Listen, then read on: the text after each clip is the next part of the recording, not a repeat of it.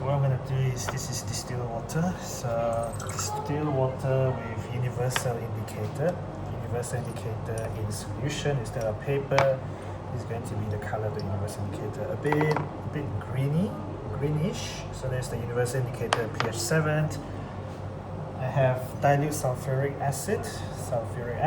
So I'm going to put universal indicator in there, so it's going to turn red as it will be a strong acid, right? So the key point is that I'm going to do bleach.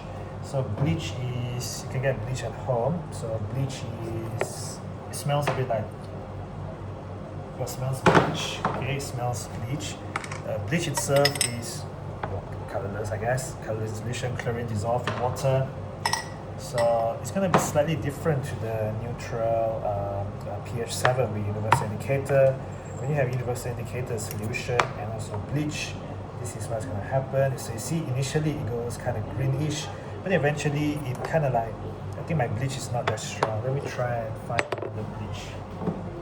This is some more bleach. Okay, so we're just going to pour a lot more bleach. So this whole thing is bleach, by the way.